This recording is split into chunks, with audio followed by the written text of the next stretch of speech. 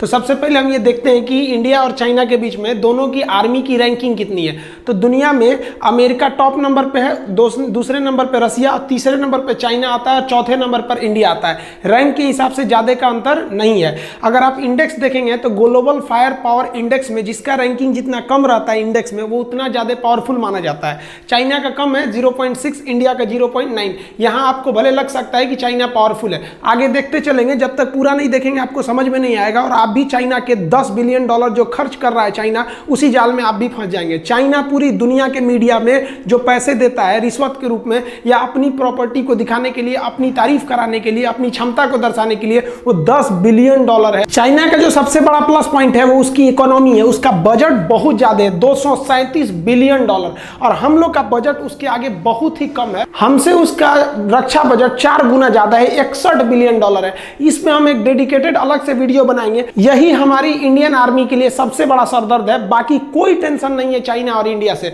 आगे देखिए, लेकिन ऐसा नहीं है कि चाइना के पास बहुत ज्यादा है, उसके पास कुछ कर्ज भी है। $1.5 ट्रिलियन उसके पास कर्ज है, विदेशी कर्ज, और भारत के पास $0.5 ट्रिलियन कर्जा है। तो उसका पैसा ज्यादा खर्चा कर रहा है 4 गुना, तो हमसे 3 गुना ज्यादा कर्जा भी ले रखा है। लेकिन चाइना का व्यापार इतना ज्यादा है कि उसके पास विदेशी मुद्रा 3000 ट्रिलियन है, और हमारे पास विदेशी मुद्रा जो है, फॉरेन मनी जो रिजर्व में रखा गया है, वो केवल 400 ट्रिलियन है। तो उसके पास व्यापार से ज्यादा फायदा होता है। लेकिन यहाँ युद्ध में हमको मेन ज्योग्राफिकली समझना है कि किसको ज्यादा बेनिफिट होने वाला है। देखिए, चाइना का ये वाला जो स्टेट है, ये तिब्बत है, इसको उसने कब्जा किया। इसकी सबसे बड़ी खराबी ये बहुत ज्यादा हाइट पे है।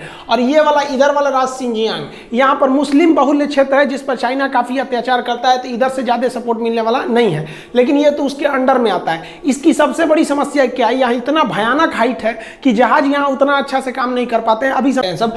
दूसरा कि चाइना को अपनी आर्मी को 2 तरह से ट्रेन करना है। एक चाइना के लिए सबसे बड़ा कंट्रोवर्सी है, उसके लिए अमेरिका। चाइना अमेरिका के लिए भी प्रिपेयर रहता है, इसलिए उस ढंग से तैयारी करता है, और इंडिया के लिए। लेकिन इंडिया अपना मेन थ्रेट चाइना को मानता है, इसलिए इसके जितने भी हथियार है वो चाइना को ध्यान में रख के किए गए। इसलिए इंडिया के हथियार आपको कम दिखेंगे, क्योंकि हमारे पास सिंगल दुश्मन है। और पाकिस्तान की तो बातें छोड़िए उसको।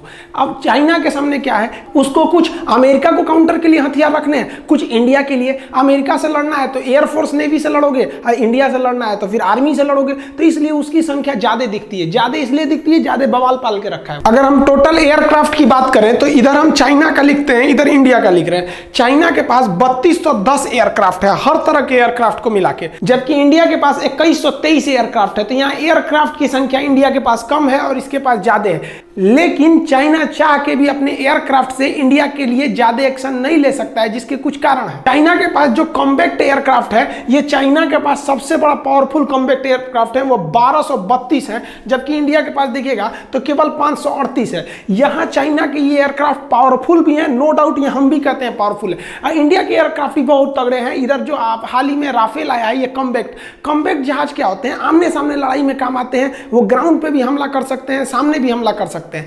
लेकिन चाइना के ये कॉम्बैक्ट एयरक्राफ्ट और इंडिया के एयरक्राफ्ट में सब बहुत ज्यादा हथियार भर जाते हैं, जिस वजह से इसका वजन बहुत भारी हो जाता है। लेकिन चाइना का ऊपर जो इंडिया से सटने वाला तिब्बत का एरिया है, वो 4000 से 5000 मीटर की ऊंचाई पर है। वो ऑलरेडी उतनी ऊंचाई पर है। उसके बाद से जहाज को ऊंचा जाना है 5000 मीटर और। अब इतनी हाइट पे जाने की वजह से इसमें जेट इंजन लगा रहता है, और जेट इंजन की खासियत क्या होती है कि उसे ऑक्सीजन चाहिए। बिना ऑक्सीजन के उसका अंदर का पेट्रोल जलेगा ही नहीं। वो रॉकेट इंजन थोड़ी है जो अंतरिक्ष में चला जाए। जेट इंजन को ऑक्सीजन चाहिए, और ये जमीन खुद ही 5000 मीटर की ऊंचाई पर है, और 5000 और जाइएगा तो उतने ऊंचाई पर ऑक्सीजन लेवल बहुत ही घट जाता है, जिस वजह से उसकी इंजन की क्षमता घट जाती है। अब इंजन की क्षमता घट जाएगी तो आप चाह के भी आपकी ये 4थी पीढ़ी का जहाज और 5वीं पीढ़ी का जहाज किसी काम का नहीं रह गया। मान के चलिए कि आपकी क्षमता बहुत ज्यादा है, लेकिन ऑक्सीजन की कमी से आपका इंजन ही काम करना छोड़ देगा, जिस वजह से आप चाह के भी ज्यादा हथियार नहीं ले सकते हैं, ज्यादा हाइट पे नहीं जा सकते हैं। और अब तो उतना पार करके अगर आप आइएगा इंडिया की ओर, तो एक तो पहले ही आप तो कम लोड उठाए ही थे, रास्ते में भी आपका कुछ फ्यूल खत्म हो गया। अब इंडिया की ओर ऐसे कोई पहाड़ वगैरह नहीं है। यहाँ की जो एयरफोर्स है वो भूखे मुंह बैठी हुई है। आइए, ये फुल कॉम्पैक्ट कैपेसिटी के साथ अपने 3rd और 4th जनरेशन के साथ ही आपके 5th जनरेशन की जहाजों की तुलना कर सकते हैं। तो यहाँ ज्योग्राफिकली ड्रॉबैक चाइना के साथ बहुत बड़ा है, ये उसके लिए सबसे बड़ा सरदर्द है। चाइना के पास जो अटैक एयरक्राफ्ट है ये काफी तगड़े हैं। इसका जो J-20 एयरक्राफ्ट है 5वीं पीढ़ी का, बहुत ही तगड़ा है वो एक साथ 12 टारगेटों पर हमला कर सकता है, जबकि भारत का अटैक एयरक्राफ्ट सुखोई एक साथ 16 टारगेट पर हमला कर सकता है। ये 16 का 16 मारेगा। और ये चाइना के साथ यहाँ फिर एक समस्या ये हो जाती है कि चाइना को तिब्बत पार करके आना है, उसके बाद वो इंडिया पहुंचेगा। तिब्बत पार करने के बाद भी उसको 100-200 किलोमीटर उड़ान भरने के बाद ही वो इंडिया पहुंचेगा। तो अब वो उसकी क्षमता है 12 मारने की, उस पे से वो आधा लेके आएगा 6, तब ना यहाँ आएगा। यहाँ 16 लेके बैठा है। तो आप कितना भी तगड़ा एयरक्राफ्ट बना लीजिए, प्रकृति के आगे आप नहीं लड़ सकते हैं। युद्ध में ट्रांसपोर्ट बहुत बड़ा मायने रखता है। कौन पहले ट्रांसपोर्ट में पहुंचता है? तो ट्रांसपोर्ट विमान चाइना के पास 224 है और इंडिया के पास 250 ट्रांसपोर्ट विमान है। इसके पास विश्व प्रसिद्ध C-17 ग्लोब मास्टर है, जिसकी क्षमता बहुत ही ज्यादा है। और चाइना को यहाँ फिर दिक्कत होगा कि हैवी लोड आप कम ऑक्सीजन से उठा ही नहीं सकते हैं। तो इसके पास आप इस तरह से देखेंगे तो इसको यहाँ पे भी दिक्कत का सामना करना पड़ेगा। जो हेलीकॉप्टर होते हैं उसका तो प्रिंसिपल यही है कि वो हवा के थ्रस्ट पे ही उड़ते हैं, ऊंचाई पे जा सकते हैं। और यहाँ पर ऑक्सीजन लेवल घटने की वजह से हवा का थ्रस्ट भी नहीं रह जाता है। और चाइनीज हेलीकॉप्टर की संख्या ज्यादा है, 911 है, और इंडिया के पास केवल 722 हेलीकॉप्टर है। लेकिन यहाँ इंडिया भारी पड़ेगा, क्योंकि इंडिया के पास 2 बहुत ही घातक हेलीकॉप्टर है, जो मतलब बहुत हैवी हेलीकॉप्टर है। एक Mi-17 V5 और दूसरा चिनूक आ गया है। चिनूक के पास डबल डिस्क है। हेलीकॉप्टर के डायना को डिस्क कहते हैं। ये डबल डिस्क है, इसकी सर्विस सीलिंग ज्यादा है, लोड कैपेसिटी भी ज्यादा है। डिस्क मतलब डायना, सर्विस सीलिंग मतलब ज्यादा हाइट पे जा सकता है, क्योंकि 2-2 डायना है इसके पास, और ज्यादा चीजों को ये उठा सकता है एक ही बार में। जबकि चाइना के हेलीकॉप्टर के पास सर्विस सीलिंग की क्षमता कम है, क्योंकि इनके पास अधिकांश हेलीकॉप्टर सिंगल डिस्क के ही है। आर्मी को बढ़त देने के लिए अटैक हेलीकॉप्टर काफी जरूरी होते हैं। चाइना के Y-20 हेलीकॉप्टर जो है, उनके पास अटैक हेलीकॉप्टर 281 अटैक हेलीकॉप्टर है, जबकि भारत के पास महज 23 अटैक हेलीकॉप्टर है। लेकिन इस अटैक हेलीकॉप्टर के साथ Mi-24 और अपाचे हेलीकॉप्टर को शामिल करने के बाद भारतीय एयरफोर्स का अपाचे हेलीकॉप्टर विश्व प्रसिद्ध है। इसने कई युद्धों में अपनी जंग को दिखाया है, जबकि चाइनीज हेलीकॉप्टर अभी किसी भी लड़ाई को नहीं लड़े हैं। एक बात बताइए, आप खूब अच्छे से एग्जाम की तैयारी कर लीजिए, जगह जगह टेस्ट माराइए, इस कोचिंग में उस कोचिंग में टेस्ट दे दीजिए, लेकिन क्या आप गारंटी दे सकते हैं कि आप एग्जाम में पास होइएगा? देखिए, टेस्ट देना अलग होता है, प्रैक्टिस देना अलग होता है, लेकिन एग्जाम को सॉल्व करना अलग होता है। तो इन हेलीकॉप्टरों को युद्ध लड़ने का कोई अनुभव नहीं है, जबकि अमेरिका से आयातित ये Apache helicopter Afghanistan, Iraq, Libya, Syria हर जगह अपनी काबिलियत को दर्शा चुके हैं। दूसरा, इस हेलीकॉप्टर के अंदर सर्विस सीलिंग ज्यादा है, और इसका जो एमुनिशन, जो आगे गनर हथियार होता है, वो पायलट के डायरेक्ट आंख से अटैच होता है। जिधर पायलट देखेगा इसका जो बंदूक है वो उधर ही घूम जाता है, निशाना लगाने की जरूरत नहीं है। अगला एक और चीज कि ये 9mm की बंदूक की गोली को भी झेल सकता है, और इसमें जो हॉट स्पॉट यानी मिसाइलों को लगाने की जगह है, ये इससे 3 गुना ज्यादा है। यानी हेलीकॉप्टर के मामले में अभी पूरी दुनिया में अपाची के आगे कोई नहीं टिक सकता है। और ये जो अपाची है, ये एकदम नीचे नीचे उड़ान भर सकता है, जिस वजह से ये रडार में भी नहीं आएगा, और ये क्षमता इसके पास नहीं है। ओवरऑल चाइनीज जो एयरफोर्स है वो संख्या में आगे है, लेकिन उसके सामने एक प्राकृतिक समस्या, दूसरी उसकी टेक्नोलॉजी वर्ल्ड लेवल की नहीं है। हमारे पास कम ही है, लेकिन टेक्नोलॉजी ज्यादा है। और वैसे भी चाइनीज सामानों पे कितना भरोसा करते हैं, सोच रहा चल गया तो चांद तक, नहीं चला तो शाम तक।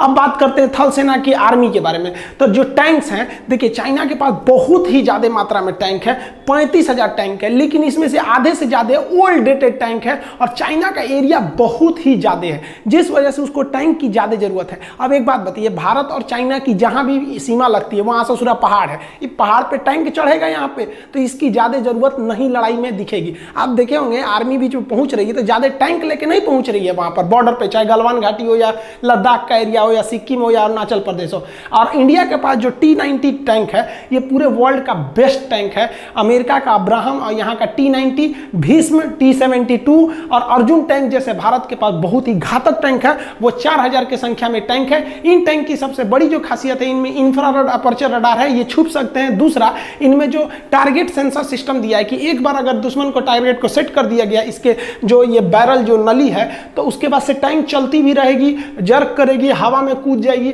तो उससे उस टारगेट को कोई फर्क नहीं पड़ता, वो अपना एडजस्ट कर लेगा। इसका मतलब ये हुआ कि इसका जो टारगेट है एकदम पिन पॉइंट है। लेकिन यहाँ इंडिया और चाइना दोनों के टैंक ज्यादा काम नहीं आएंगे।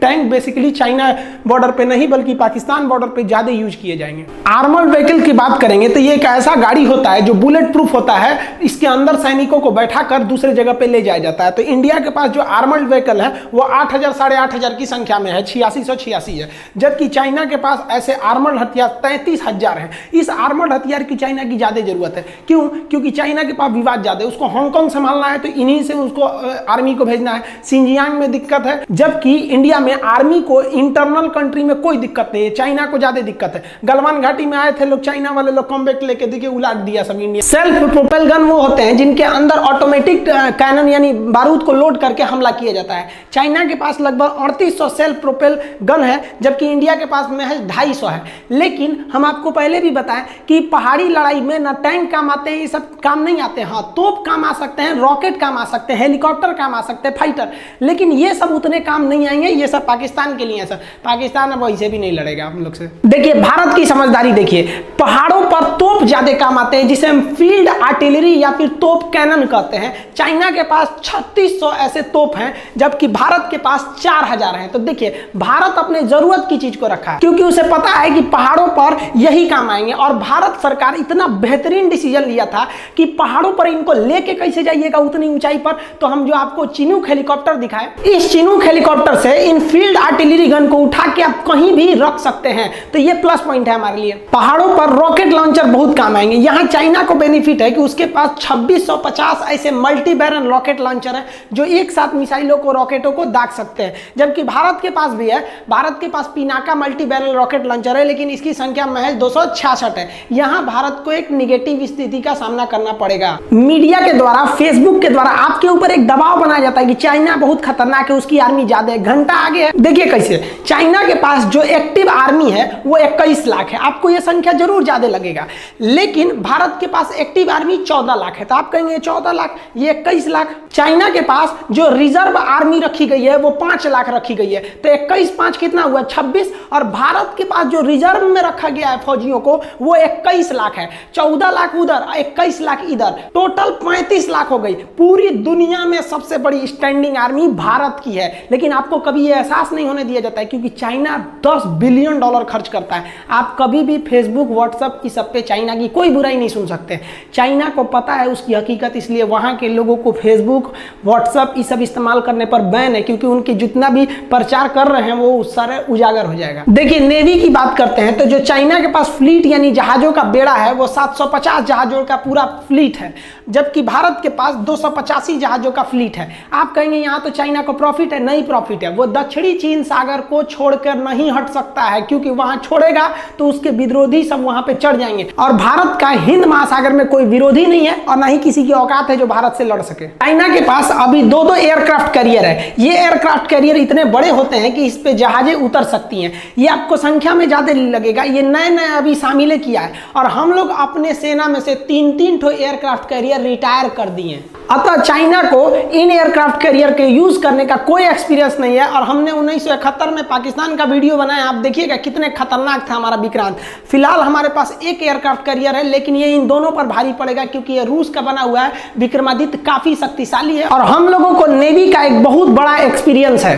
देखिए चाइनीज नेवी का जो सबसे बड़ा पावर है ना, वो उसकी पनडुब्बी सबमरीन का। इसे साइलेंट किलर कहते हैं, ये पानी के अंदर रहता है। चाइना के पास इसकी संख्या 74 है और भारत इस मामले में बहुत ही पीछे है। इसकी संख्या 16 है और आधे से ज्यादा पुराने हैं। अब भारत सरकार ने डिसाइड किया कि अगर हम इनकी संख्या बढ़ाएंगे तो हमें 50 साल लग जाएगा, क्योंकि हम 10 साल में केवल 5 ही पनडुब्बियां बना सकते हैं। इसमें क्या किया जाए, तो भारत सरकार ने सबसे खतरनाक डिसीजन लिया। भारत सरकार ने अमेरिका से P-8I विमान खरीद लिया। P-8I विमान को सबमरीन हंटर कहते हैं। ये हवा में उड़ते उड़ते पनडुब्बियों को ऊपर से ही पहचान जाता है कि समुद्र के अंदर है, उन्हें मार देता है। अतः इन पनडुब्बियों की संख्या धरी की धरी रह गई। अब हम लोग इन पनडुब्बियों से सुरक्षित भी हो गए और धीरे धीरे हम फ्रांस की मदद से पनडुब्बियां बना भी रहे हैं। तो आप इस चीज को समझिए, वरना आप केवल संख्या देख के ना उलझ जाएंगे। डिस्ट्रॉयर क्या होते हैं? देखिए एयरक्राफ्ट कैरियर से थोड़े छोटे साइज में होते हैं, लेकिन ये बहुत ही घातक हमला करते हैं डिस्ट्रॉयर।